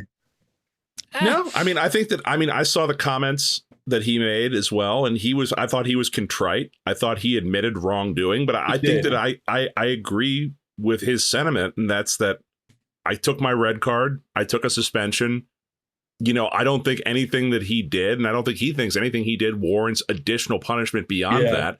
And if there isn't any sort of set standard, which as best I can tell there isn't, then you're left just thinking this is arbitrary and capricious, and I'm being singled out as an example because of reasons. It's because I've bitched at referees before and they're mad at me and they've got their number. Or in this particular case that the union had been complaining about how they're being treated verbally, and I'm the example they're making. And we don't know any of that because it's this opaque black box that all this happens in. And it just spits out an additional game out of nowhere 2 weeks later. And in the absence of information, speculation is going to go any number of ways as to why decision making was made.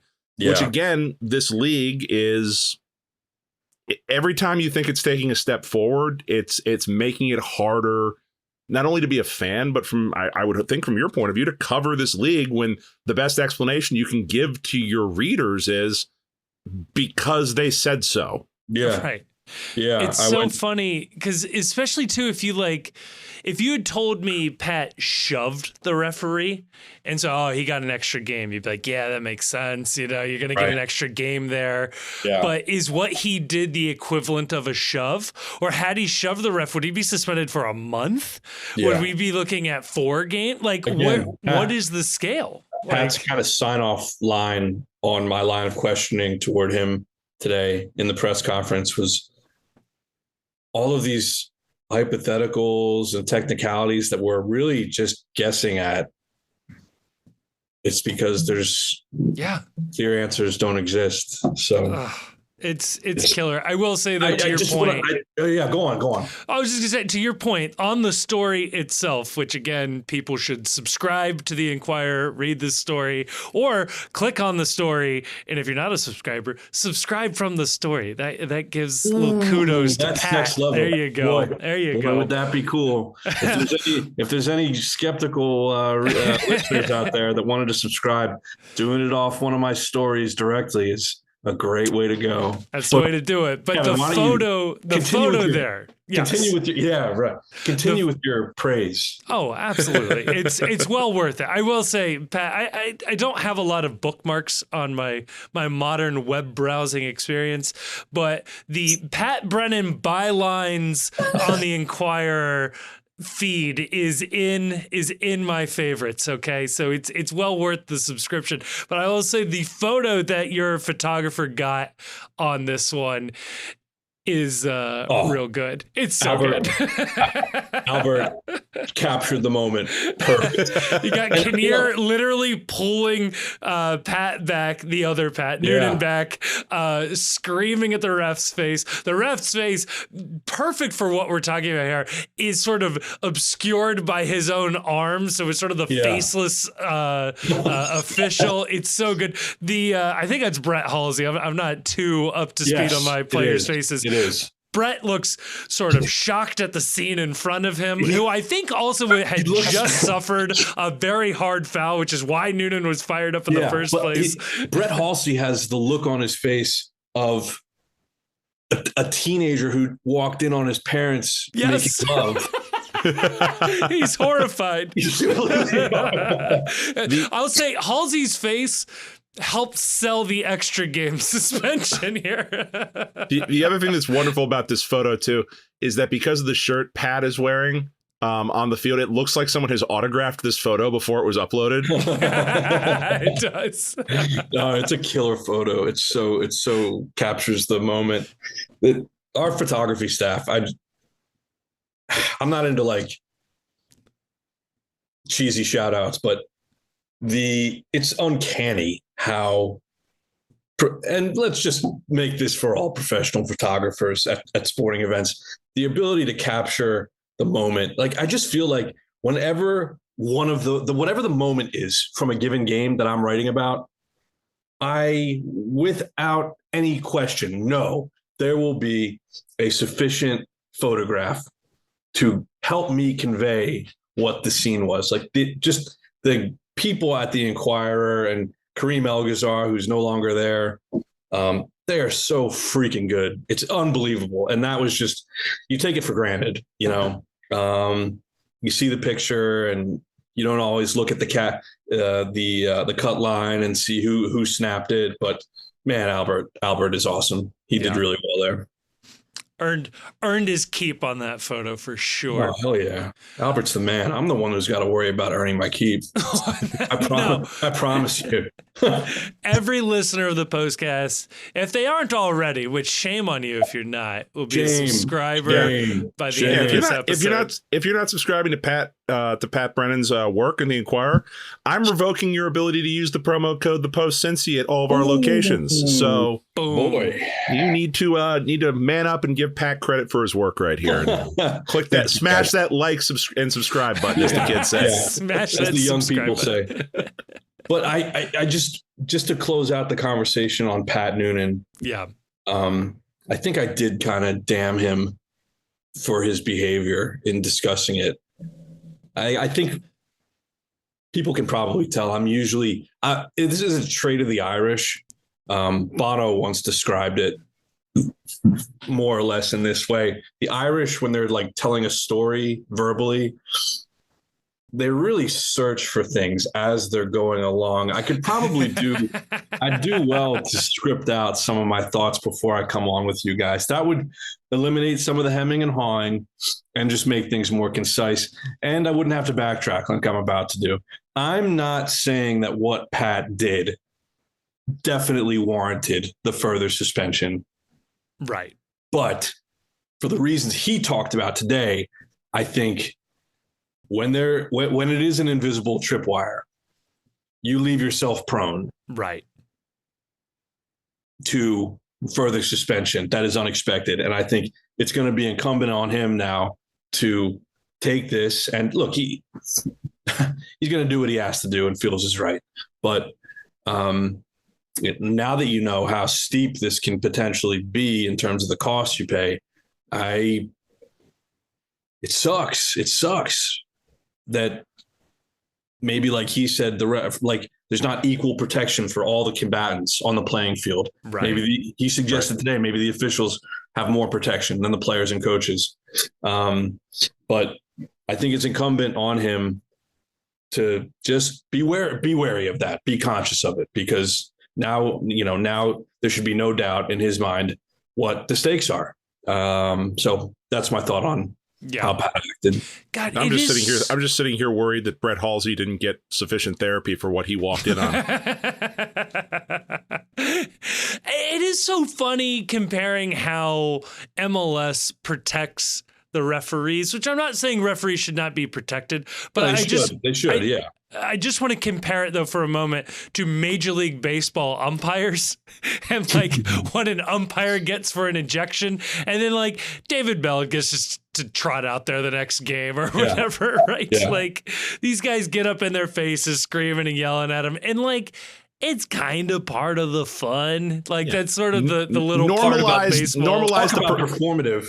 Right. Normalize the professional ejection for a coach or a manager. Like, like we can learn that from baseballs. And sometimes it's just not going your way and you let off some steam and everybody's back at work the next day. This is the same league that had the run-up shootout in 1996 when it launched. Let's bring in some other stuff. We can. Yeah. You know what the NFL would do? Some people the NFL would have. Some people say the MLS is a niche thing.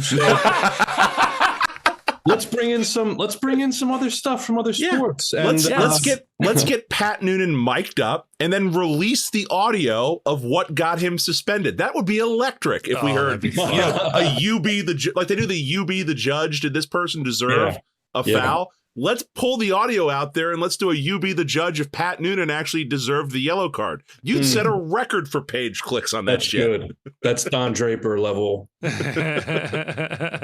You'd also finally get to experience Pat Noonan feeling an emotion, which is cool because as a fan, we don't usually get that. He's usually steady, even keel, stoic. Very stoic. It is cool to see Pat emote a little bit, even. Unfortunate though the outcome. Right. People want to see that from their heroes, and they certainly got that from Pat in that instance. Yes. Oh God. Well, Pat, I will say, thank you so much for coming on. I don't know what else there is to cover here because we record this, as we mentioned, on a weird spot. We're in between Leagues Cup matches. In some ways, this will be outdated by the time it comes out. But yes, I'm certain of it. But FC Cincinnati is not immune to day of match breaking news. It's true. That's true. So who knows what Daybreak has to offer us as an FC Cincinnati community. And that's I'm not foreshadowing anything. Right. No, I'm just imagining now giant trade with NYCFC, Aaron Bupenza for. So, before I go, now we can blackguard a little bit. Yes. It's like I wasn't before. But Chief, you're talking about the lack of rumors.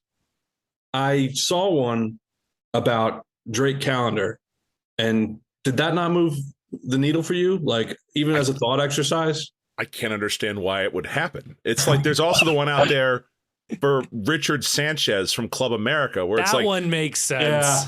We're going to bring in a DP midfielder? Like, sure, I guess. And if you're going to bring in a DP midfielder, why not pay more money and get a better player than the guy that's barely a DP? Like, yeah. But that didn't like satiate your appetite for rumors. Straight out. You just dismissed that outright as like. No, it's like it's got to be believable. It's like when you're watching a movie and the character does something that just completely breaks the immersion, where it's like, well, now I don't buy this anymore. I need to buy the lie a little bit, and like the Weston McKennie rumors. I bought the lie a little bit. Like, okay, does this make sense? Oh, hell yeah. Ish. Do I like it? Absolutely not. But you know what? It's there, and it's I'm into the rumor mill on this one. The calendar, didn't do it for me. Okay. All right. Calendar, man. Did you contort your mind? I did speak offline with Grayson about this one, and did you contort your mind and your like as to how this would work? Yeah, no, I went down. Look, I am toxically online, and I see everything that is written online about the FC. And yeah, if you give me a rumor, I'm going to sit there and be like, well, that's bullshit. And then the second stage of like bargaining, like acceptance, whatever it is, the stages of like transfer rumor grief. Yeah. For me, the first stage is that's bullshit. The second one is, well, maybe if you did this, this, and this, and then if I can make the puzzle work in my mind between dollars, players, and vibes, then yeah, I'll go and maybe I'll get mad about it or I'll feel an emotion about it. But in that one, we never got to anger. We only got to, well, maybe. Was the idea Celentano for Calendar straight up? Like, I don't understand. Kevin, did you see this? No, I missed the loop on this one. Well, I'm not. It was. I guess they were. Yeah, the idea was Miami was shopping Calendar, and that FC Cincinnati was a potential buyer. I guess is the rumor I saw. Because he and Yedlin are boys, they were just like, everybody gets to bring their buddy. Like, yeah, Chief. I feel bad for you. You're too rational. Oh no! I can get way worse than this. Don't you want to let yourself dream? Yeah, but I want to let myself dream about a guy that scores goals, not Drake Calendar. Like if I'm going to dream big. Drake Calendar feels too much like Roman Celentano. Like I don't think he's that much better. Yeah, it's like we have Drake at home. Like, right. And also, I would just be worried about bringing anyone in named Drake, given how Drake has done this year with Kendrick. Like, I'm afraid he might just catch a stray and lose all his soccer talent. Yeah. Well, is there a goalkeeper named Kendrick? In the absence of rumors, I thought maybe that one did it for you. But you're giving me the hard no. I'm giving you the hard no because I want to see this team score lots of goals and. I view DP spots like I've been criticized by Grayson and Kevin. I'm okay taking these bullets and these knives because I believe I'm right. I view DP spots as aspirational, and I view the team as aspirational for big name signings. I want to see a big name signing for this team. I want to see the rest of the league just tweet how is this happening in Cincinnati? And Drake Calendar to Cincinnati does not pose the question how, it poses the question why, and that's not where I need to be. No, it's a good FC Cincinnati's got a good situation going with Roman, don't they? Pat, what I need you to do from now on is after every match where we win, we have to win. Yeah. I just need you to ask Roman, do you think you lived up to the mustache today? And just, what I will whatever say, his answer is. What I will say about Roman is that he's a good sport. He will play ball with silly questions. Roman, in the absence of Nick Hagland, honestly, for like post-game interview purposes, you want to get people that were relevant to the game and the outcome and the performance. But, sometimes we're limited. Sometimes guys get out of there, whether it's home or away. Some guys split quickly, and that's their prerogative. That's fine. I'm not complaining about that at all. But it's good to think ahead of time. Like, okay, if I can't get this person, maybe a translation is not available for some of the Spanish-speaking players. You think to yourself, well, who do I know I can get? Roman Celentano is such a pro. He is so reliable in that area. Win, lose, draw. He stands in, takes the heat, takes blame when the performances aren't up to par. It's so impressive. It really is. And in the absence of Nick Hagland, who is also very, very good at that. And I go to him a lot just because, I know people like to complain about Nick and sometimes his performances, but just the guy has such vast experience in MLS. He's seen so much, right? Like the bygone Toronto FC Seattle Sounders rivalry. Like, he was right in the middle of that. Like, he's just lived so many lives and worn so many hats in MLS. I love talking to him about the game, about the games that he plays in, but also just the game in general. And so Nick obviously hasn't been around because he's out for the year, but Roman is, and he's great. He's really helpful. I'm smelling a future book collaboration. Pat Brennan, Nick Hagland. Well, he's going to have to take a back seat because Dan McNally called dibs. So Dan and I have to get our book out about the story, kind of behind the scenes of FC Cincinnati. No, I'm just kidding. We have joked about that. I'd read the hell out of both of them. Dan did get. Well, Dan's going to be the one with the real meat of that book. Obviously, he was in so many of the rooms. Right. Like I saw some cool things. Is what I've decided about my ability to write a book about FC Cincinnati, which I would love to do. But I think the books that are going to be like must purchase for the hardcore Baileyites is going to be like Dan McNally's book. You're going to want to hear what Jeff Birding, you're going to want to read what Jeff Birding has to say when he inevitably writes one. It might, for Jeff, it might be just like a couple chapters in his life's his autobiography. But I don't, it's within the realm of possibilities that I could do it, but obviously I wasn't in the room for certain things that I just will not have seen. And I gave most of my good stories to Tommy G anyway, for Nonstop Flight. Yeah. The forthcoming sequel. Oh God, I love it. No, I think it'd be fun. I think Chief could offer a good chapter or two on the fan perspective of what was going on, the supporters groups. You get a group of authors. It doesn't have to be. It can be a collective effort. It doesn't have to be any one person. Chief, you could break off and do your own thing too, though. You've seen some shit. I've seen some shit. The problem with the FC Cincinnati story is that it's a collection of about 25 people that all have 25 parts of the story. And like it all needs to be in the same room for it to make any sense. Yeah. I got Fox 19 on here in the background, and it's the weather. I do love Fox 19. Joe and Jeremy are the best at what they do. But there's a picture of TQL Stadium kind of breaking down the weather situation for tomorrow. That talks about the tailgate for the Big Leagues Cup match tomorrow. There we go. You think that's going to be a lively tailgate? Well, nobody tailgates like FC Cincinnati fans. First off, if you find a single person cooking outside of a vehicle for this game, I would be shocked.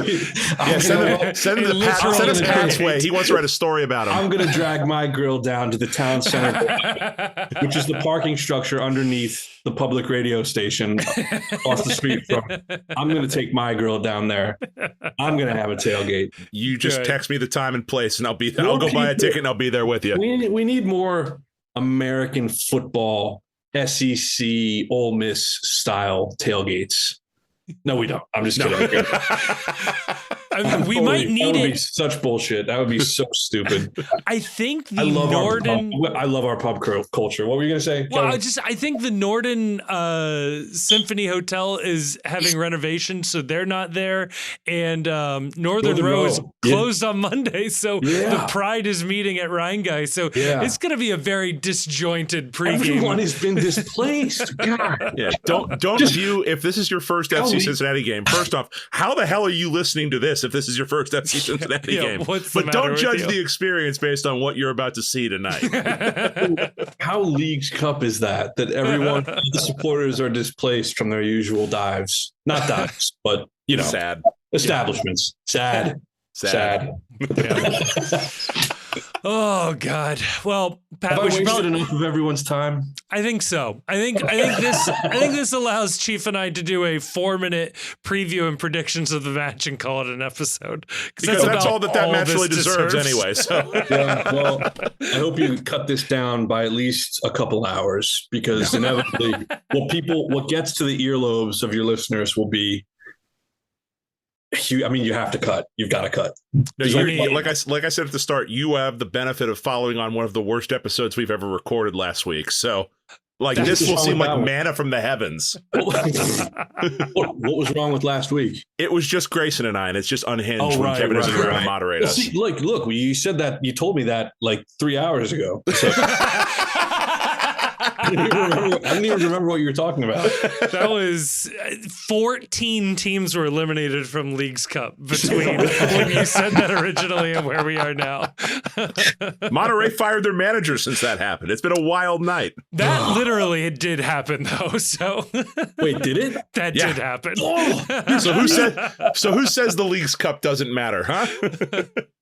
That's fired the thing. Him. You know, everyone talked about what a disadvantage the Mexican teams are at, but weren't a few at least one La Liga manager fired last year as well from Leagues Cup, which is, again, 4 matches in. I think that was true last year too.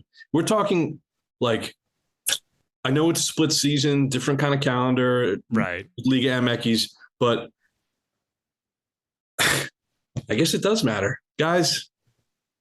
It Leagues really Cup matters. Just undermines our entire episode. Just cut it all.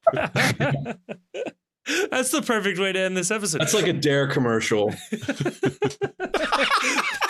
Leagues Cup really, hey, truly. Man, Leagues Cup matters. This is your brain on Leagues Cup. The real Leagues Cup were the managers we fired along the way. That's incredible, though. You know what? That's upsetting for Brandon. You know what? Let's stop. For next time. Distressed asset, bring him in on loan? Who says no? Hey. Oh, God. All right, Pat, everybody should subscribe to you if you are somehow listening to this and made it this far. And, well, yeah, first off, how did you make it this far? Second off, if you've not subscribed to Pat Brennan, get your head out of your ass and subscribe to Pat Brennan. If you are a Patreon subscriber to The Post and not subscribe to Pat Brennan, unsubscribe from our Patreon and subscribe to Pat Brennan. Please. What is the matter with you? Or walk and chew gum at the same time and do both. I'm not going to ask people to do that with their money. But, Pat, I like that they support you. Thank you so much for coming on, man. This was fun. Thank you, guys. I really appreciate it. Before we get to the next part of the episode, I do want to tell you about our sponsor, Cincy Shirts, which is now the home of official Cincy Postcast merch. This is so exciting, and we really never thought we'd see the day, and yet here we are, alive and actually seeing the day. Cincy Shirts has been with FC Cincinnati from the beginning. They've been with the Post for ever now, from the beginning, our very first sponsor. So happy to have them along for this journey. There are 6, count them, 6 different shirts available at this time of recording that you can purchase from their website for real life. This is, again, a real thing that you can do. As I'm sure you know, but I will remind you, they have 3 retail locations, including Fort Mitchell, Loveland, and Oakley Hyde Park, where in those locations, they can print on demand. If they don't have the size of something you want, you can print on demand. I assume this means postcast shirts as well. Give it a shot. Let me know how that goes.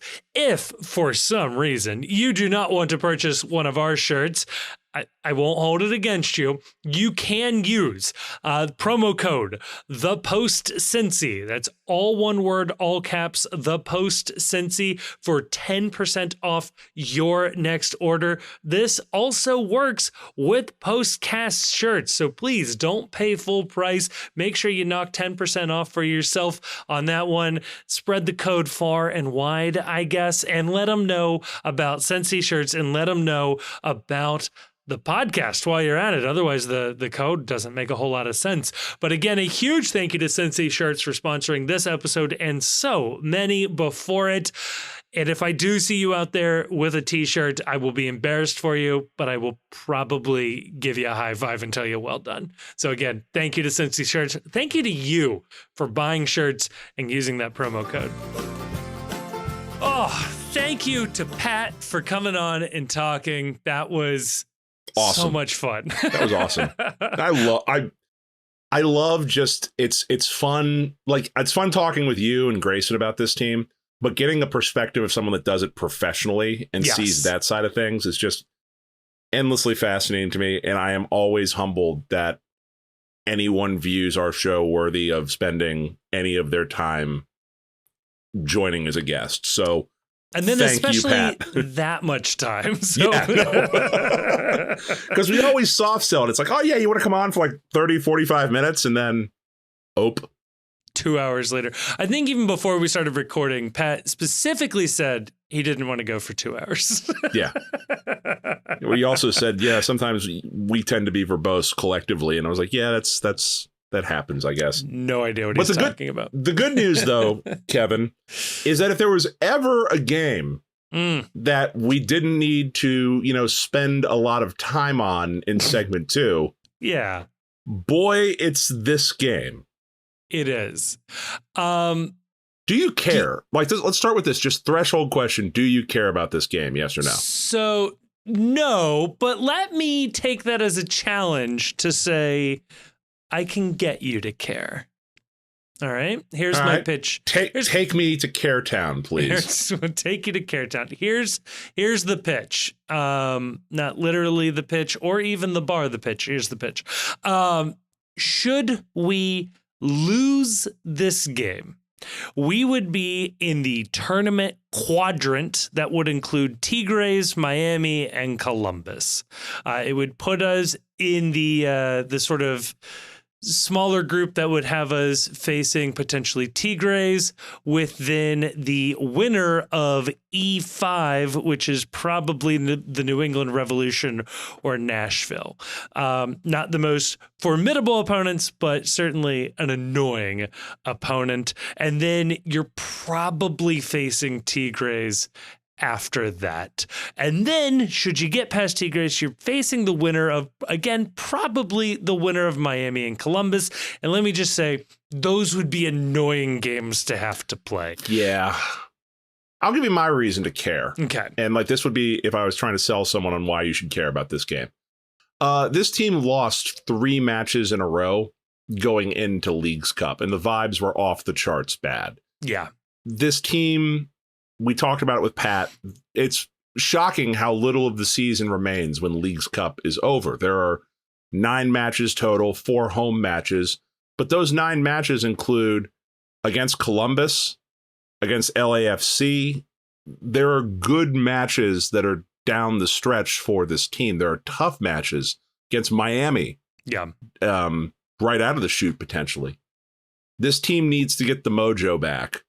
And I don't think the 1-0 win against Querétaro was really mojo returning, if anything. They gutted the result out with some key players not playing. Right. You want this team to be winning games and get back to winning games. And I don't think this team is in a position ever to think that a loss is okay, especially when their recent run of form. Yeah. And okay, assuming, and I think we both assume that NYCFC and FCC will be rotating heavily for this game, I view this kind of the same as preseason games, which is I'm not living and dying by the result, but at the end of the day, I want my depth to be better than their depth. Yeah. NYCFC is a 5th place team in the Eastern Conference. I don't know exactly how the playoff seeding will shake out, but a possible early playoff opponent. And I would like to know that our backup guys are better than their backup guys. That would be just a good thing to know should we play them in the playoffs. So for that reason, I'll care a little bit. I think that what you're going to look for in this game is that rotation means something very different to Pat Noonan and the coaching staff than it means to a fan intuitively. As a fan, you think of rotation as this player is not going to play and they're just going to sit on the bench and they'll get a full day off. Mm-hmm. Really, the way they view rotation on the team, it seems like, is that rotation means you will play to the extent that you would have gotten a regular workload in practice. Right. And they view that to be about 30 minutes of intensive work. And so since they don't practice on match days, people that are otherwise healthy and are just on, hey, we don't want to really run the minutes clock up too much, would be about 30 minutes of work at the back end of the game, 20, 30 minutes of work. So I think that there will be some players in this game where they will be limited to 20 to 30 minutes at the end of the match. You would expect maybe that's Awazim, because by all accounts, he was, according to the reporting from the aforementioned Pat Brennan, dead tired and had nothing left to give at the end of that game. Well, that might have been Carter, actually, that was talking to him afterwards. One of the two. So you would expect that maybe Chidozie will be on a pitch count a little bit. Yu Kubo ran his head off in that game. You would expect maybe, given his usage rate, he'll be a sub in this game. I would expect you won't see Lucho Acosta available for selection in this game, just because it sounds like with him, they are desperately trying to get him recovery outright time. Like, just stay off it. Don't run on it. Let it heal. So I don't think he'll be available for selection.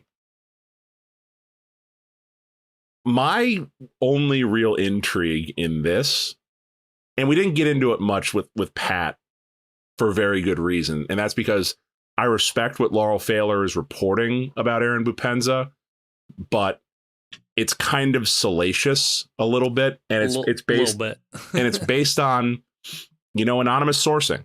And, not to have that debate again, I trust that she vets her anonymous sources. I trust that she wouldn't go with anonymous sources unless she had very good reason to. But given what's out there about Aaron Bupenza, I'm very interested to see if Aaron Bupenza is in the 18 and available for selection. And if he's not, I'd kind of like to know a little bit more about what this illness is that he has. What if he starts? Oh, that would just be wild. I mean, it's funny if he starts, that's almost like a validation of what the reporting is, right? That he's been cool all along and just. I don't know what him starting would mean. Or is it like so far going out of their way to counteract the narrative that me thinks they got protest too much a little. Yeah. I don't know. I'll be interested to see that. Otherwise, I hope we see some kids. I hope we see some of the kids that have been up from FCC2 on the roster. I'd kind of like to see Nico Ben Alcazar get some minutes. I'd like to see Dem get some. We're not calling him Dem. What do we settle on? Boma Dem. Boma Dem. Yeah, Dem. I would like to see him get some first team minutes and get, into the lineup there. I'd like to see Malik Pinto get some minutes, just because it feels like if you're going to be carrying Malik Pinto on this bench, it would be good to get him some live fastballs to hit for a little bit. Joey Apinono, Steven Jimenez, two names that have just been consistent bench riders all season. What do they look like? I don't know. Yeah, just empty the tank a little bit with that. Miles Robinson is back, so maybe Miles gets a couple of minutes here and there. Just avoid injury is rule number one. And then if you can win the game, I think. Yeah. Yeah. I mean, not unlike Leagues Cup, just play until it's late. And at 75 minutes, if it looks winnable, then sure, go for it. But otherwise, the old Open Cup strategy. Yeah. Yeah, exactly. So Chief, let's predict this. Is it worth predicting? It's unclear. Yeah, it's worth predicting. Okay. What do you think how do you think this game ends? 5-3 FC Cincinnati. I'm going to say 1-1 and we win in penalties. That'd be wild. Here's what would be my only other thought. Do you consider playing Evan Loro in this match? Just because it sounds like he's going to be your backup keeper for the remainder of the season with Alec Can out. And just to get him a few more minutes in. I guess it depends on what they told Celentano and what the goal is. Like, if the goal is Like Celentano needs as many reps as possible with all versions and combinations of the back line, then that probably is more fruitful long term. But he's going to get another match anyway, where it's going to be he's going to get a match in a week where you're going to have Awazim, Robinson, and Ian as your back line. You'll have your new starting back line out there. You're probably unlikely to get it for this match because Miles is just came back from the Olympics and he just traveled internationally. And Chidozie is probably limited after going 90 on Friday. So, I mean, I don't know. If you were going to do it, this wouldn't be the worst time just to get Evan some minutes. Or do you throw Paul Walters out there? Let's not get carried away. My thought was just like I can see it. I hadn't had this thought until Pat put it in my mind that this team really is just one bad bounce away from needing to turn to Evan for the remainder of the year. Yeah. And I would, maybe get him another game. He's had one. Maybe it would be nice to have two under his belt. That's true. And in other leagues, it's not totally uncommon to see a little goalkeeper rotation, particularly in cup matches. So yeah, I buy it. I think it makes sense, especially if you're gonna run out like Apinono on the back line. Then sure, absolutely. Yeah. So yeah, I think though in general, you want this team to win so that they have an easier path in Leagues Cup. I think that is objectively true. And I think an easier path in Leagues Cup keeps them alive longer, which, as I mentioned with Pat, gives them the ability to integrate potential new signings easier into the club rather than if this team is on a 2.5 week, 3 week hiatus and these guys are only training with the team. Right. I don't disagree with that either. I think stay healthy is rule number one. Yes. And this is a very, very rare opportunity now that the Open Cup is gone to give some minutes to people who you might need minutes out of in more high leverage situations. I'm just trying to think of a dumb hypothetical. Would you take Leagues Cup as your only trophy on the season right now if I told you this team will not win the Supporters' Shield? Yeah, I think I would. You'd take Leagues Cup now, no Supporters' Shield, no MLS Cup. Because I'm guessing if you don't win, yeah, I don't know. Yeah, I'd probably take guaranteed silverware. I think even so, though it is too. Leagues Cup. Yeah. I think so too. You can say then that's 2 straight years winning a trophy. And I don't know. This will probably be grist for the mill after the Leagues Cup ends, because I'm guessing that we'll have a couple episodes at least with nothing to talk about. There's a very good chance of that being true. So here's food for thought. I don't want to get into it now because I want to wrap this up. But just think on this, and we're going to revisit this in a couple of weeks. Okay. Does this team, as it's built right now, does this team have championship vibes? Ooh. All right. Like, because last year at this time, I was feeling it. I was feeling this team's could win a double, maybe even a triple. So just put a pin in that thought. Does this team right now have championship vibes such that you would bet on yourself rather than take the guaranteed trophy? I don't know. For another episode, though. That's a good thought as I kick my chair and make myself drop 3 inches here. I saw that. That's funny. Well, as you ponder that and as you move your chair up to begin editing this episode, I leave you with these words of wisdom. Go fuck yourself, San Diego.